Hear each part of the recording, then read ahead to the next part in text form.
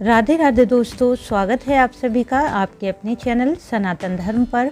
दोस्तों, सावन पुत्रदा एकादशी का व्रत सावन मास के शुक्ल पक्ष की 11वीं तिथि को धारण किया जाता है। धार्मिक मान्यता के अनुसार भगवान श्री कृष्ण ने इस एकादशी के महत्व को युधिष्ठिर को बताते हुए कहा कि सावन पुत्रदा एकादशी व्रत जो भी दंपति पूर्ण श्रद्धा भाव से धारण करते हैं उनकी संतान प्राप्ति की कामना पूर्ण होती है। संतान प्राप्ति में आ रही बाधाएं दूर होती हैं। साथ ही यदि किसी स्त्री को बार बार गर्भपात होता है तब भी इस व्रत को धारण करने से इस प्रकार की सभी समस्याएं समाप्त हो जाती हैं। और यदि संतान है तो संतान को जीवन में सुख समृद्धि और दीर्घायु की प्राप्ति होती है। साथ ही संतान का स्वास्थ्य उत्तम रहता है और रोग बीमारियों से रक्षा होती है। इस प्रकार से बहुत ही श्रेष्ठ होता है पुत्रदा एकादशी का व्रत। इस व्रत को धारण करते हुए मनुष्य मृत्यु उपरांत भगवान विष्णु का सानिध्य प्राप्त कर लेता है। तो जान लेते हैं कि यह पुत्रदा एकादशी व्रत सावन माह में कब रखा जाएगा, एकादशी तिथि कब शुरू होगी और कब समाप्त होगी, इस एकादशी के दिन पूजा करने का शुभ मुहूर्त क्या रहेगा। साथ ही जानेंगे कि एकादशी व्रत का पारण करने का समय कब है और इस एकादशी पर भगवान विष्णु का किस प्रकार पूजन करने से शीघ्र ही संतान प्राप्ति की कामनाएं पूर्ण होती हैं, किस मंत्र का जाप करें, किस वस्तु का भोग लगाएं। और जानेंगे कि यदि किसी कारणवश पुत्रदा एकादशी का व्रत धारण नहीं भी कर पाते हैं तब भी कौन सा उपाय करें जिससे कि मन की कामनाएं पूर्ण हों और श्री हरि की अनंत कृपा प्राप्त हो जाए। तो यह सभी बातें जानने के लिए वीडियो को पूरा जरूर देखें। वीडियो अच्छा लगे तो इसे लाइक भी जरूर करें, साथ ही वीडियो को शेयर कर दें। यदि आप चैनल पर पहली बार आए हैं तो चैनल को सब्सक्राइब करना न भूलें, बेल बटन को भी प्रेस कर दें जिससे नई वीडियो का नोटिफिकेशन सबसे पहले आपको मिल जाए। दोस्तों, सबसे पहले जान लेते हैं कि साल 2023 में सावन पुत्रदा एकादशी व्रत कब धारण किया जाएगा। यह व्रत 27 अगस्त दिन रविवार को रखा जाएगा, जिसमें कि एकादशी तिथि शुरू होगी 26 अगस्त की रात 12:08 पर और समाप्त होगी 27 अगस्त की रात 9:32 पर। 27 अगस्त की उदया तिथि में एकादशी तिथि होने के कारण यह व्रत 27 अगस्त को धारण किया जाएगा। पुत्रदा एकादशी के दिन पूजा करने का शुभ मुहूर्त रहेगा 27 अगस्त की सुबह 7:34 से सुबह 10:47 तक। पुत्रदा एकादशी व्रत के पारण का समय रहेगा 28 अगस्त की सुबह 5:57 से 8:32 तक और द्वादशी तिथि के समाप्त होने का समय रहेगा 28 अगस्त की शाम 6:22 पर। और दोस्तों, अब जान लेते हैं इस व्रत के नियम के बारे में। एकादशी व्रत करने से पहले इस व्रत के नियमों का पालन अत्यंत ही आवश्यक होता है और यह नियम शास्त्रों में वर्णित हैं। एकादशी से एक दिन पहले 10वीं तिथि में केवल एक बार ही भोजन करना चाहिए और यह भोजन भी पूर्ण रूप से शुद्ध और सात्विक बिना प्याज लहसुन का होना चाहिए। 10वीं तिथि में सूर्यास्त के बाद भोजन करना वर्जित होता है। 10वीं के दिन से लेकर द्वादशी तिथि तक ब्रह्मचर्य का पालन करें। यदि संभव हो तो भूमि पर शयन करें। यदि भूमि पर सोना संभव ना हो तो अपने बिस्तर की शुद्धता का ध्यान रखते हुए शयन करना चाहिए।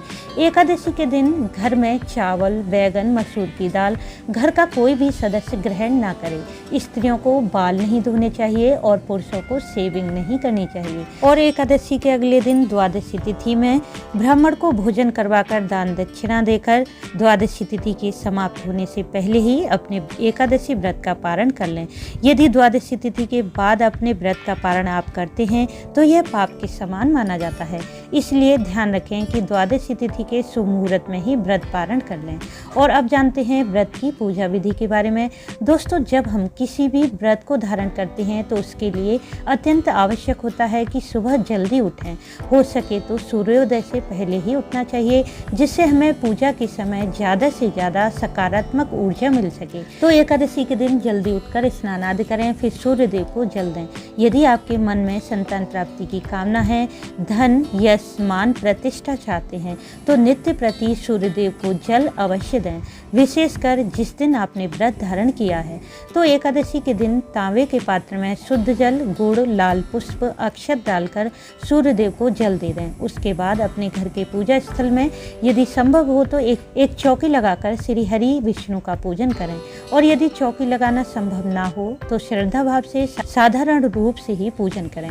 वैसे तो प्रत्येक एकादशी के वीडियो में मैं श्री हरि की पूजन विधि आपको बताती ही हूँ कि श्री हरि को पीला रंग अत्यंत ही प्रिय है, इसलिए एकादशी के दिन पीले पुष्प, पीला चंदन, पीले फल, मिठाई, तुलसी पत्र द्वारा विधिवत श्री हरि माँ लक्ष्मी का पूजन किया जाता है, तो मन की सभी कामनाएं पूर्ण हो जाती हैं। परंतु क्योंकि यह पुत्रदा एकादशी है और आप संतान प्राप्ति की कामना से व्रत पूजन कर रहे हैं, तो इस दिन श्री विष्णु के अवतार भगवान श्री कृष्ण के बाल स्वरूप लड्डू गोपाल का पूजन करें। यदि आपके पास लड्डू गोपाल की मूर्ति है तो उनका पंचामृत द्वारा अभिषेक करें। पंचामृत उपलब्ध ना हो तो कच्चे दूध में केसर डालकर अभिषेक करें। फिर शुद्ध जल अर्पित करें। शुद्ध घी का दीप प्रज्वलित करके दाहिने हाथ में पुष्प जल लेकर एकादशी व्रत का संकल्प लें और आपकी जो भी मनोकामना हो उसे बोल दें। तत्पश्चात चंदन, पुष्प, पुष्पमाला, पीले वस्त्र, रोली, मौली, हल्दी बाल गोपाल को अर्पित करें। इस दिन भोग में लड्डू गोपाल को मखाने की खीर का भोग लगाएं। पंचामृत में तुलसी दल डालकर भोग लगा दें, या फिर लड्डू गोपाल का सबसे प्रिय भोग माखन मिश्री का भोग लगा सकते हैं। इनमें से जो भी भोग आपके पास उपलब्ध हो वह आप पूर्ण श्रद्धा भाव से लगा दें, लेकिन इस भोग में तुलसी पत्र अवश्य डालें, क्योंकि तुलसी के बिना लगाए गए भोग को भगवान श्री कृष्ण स्वीकार नहीं करते। इस दिन पूजन करते हुए संतान गोपाल मंत्र का अधिक से अधिक संख्या में जाप करें, और यदि समय का अभाव हो तो कम से कम एक माला का जाप अवश्य करें। मंत्र है ओम देवकी सुत गोविंद वासुदेव जगतपते देहि में तनम कृष्ण त्वामहं शरणगतः। इस मंत्र का पूर्ण लाभ प्राप्त करने के लिए तुलसी की माला का प्रयोग करें। साथ ही यह मंत्र बहुत ही चमत्कारी है। माना जाता है कि इस मंत्र का नित्य प्रति जाप करने से शीघ्र ही संतान प्राप्ति के योग बनने लगते हैं। और यदि किसी कारणवश आप नित्य प्रति मंत्र का जाप नहीं कर पाते हैं तो प्रत्येक एकादशी पर पूर्ण श्रद्धा भाव से लड्डू गोपाल का पूजन करें। व्रत करते हुए इस मंत्र का जाप करें। पूजा के अंत में बाल गोपाल से संतान प्राप्ति की कामना करें और संतान के अच्छे स्वास्थ्य की कामना करें, तो लड्डू गोपाल की आप पर शीघ्र ही कृपा होगी और आपके मन की जो भी कामना है वह शीघ्र ही पूर्ण करेंगे। दोस्तों, पुत्रदा एकादशी का व्रत आप अपनी शरीर की क्षमता के अनुसार कर सकते हैं, निर्जला या फलाहार, जैसी आपकी श्रद्धा और सामर्थ्य हो। एकादशी के दिन तुलसी पूजन का भी विशेष महत्व होता है, परंतु एकादशी पर तुलसी में जल अर्पित न करें, ना ही तुलसी का स्पर्श करें। इस दिन तुलसी में अक्षत पुष्प अर्पित करें और दिया प्रज्वलित करें। साथ ही तुलसी का पूजन विधि विधान से करें, जिससे कि आपके घर में धन संपदा सदैव बनी रहेगी और सुख सौभाग्य में वृद्धि होगी। शास्त्रों के अनुसार एकादशी पर रात्रि जागरण करने से सभी प्रकार के पापों का अंत हो जाता है, और रात्रि जागरण करते हुए यदि मन की कामना पूर्ण करने के लिए अखंड दीप प्रज्वलित किया जाता है तो जो भी आपकी कामना है वह अति शीघ्र पूर्ण हो जाती है। एकादशी व्रत का पारण दूसरे दिन द्वादशी तिथि में करें। यदि किसी ब्राह्मण को आपने बुलाया है तो उन्हें भोजन कराएं, दान दक्षिणा दें। ध्यान रखें कि द्वादशी तिथि के समाप्त होने से पहले ही अपने व्रत का पारण कर लें। यदि द्वादशी तिथि सूर्योदय से पहले ही समाप्त हो रही हो तो अपने व्रत का पारण सूर्योदय के बाद ही करें। यदि आप किसी कारणवश ब्राह्मण को भोजन नहीं करा पाते हैं तो ब्राह्मण के निमित्त आटा, दाल, चावल, वस्त्र, फल, मिठाई, जो भी वस्तु आप अपनी सामर्थ्य के अनुसार दान कर सकते हैं वह वस्तु निकालकर उस पर दक्षिणा रखकर मंदिर में दे दें।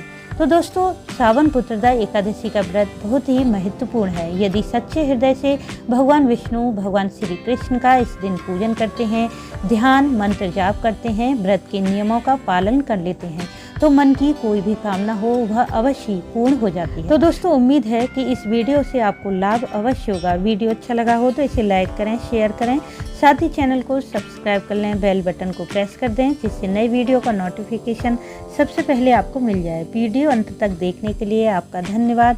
राधे राधे।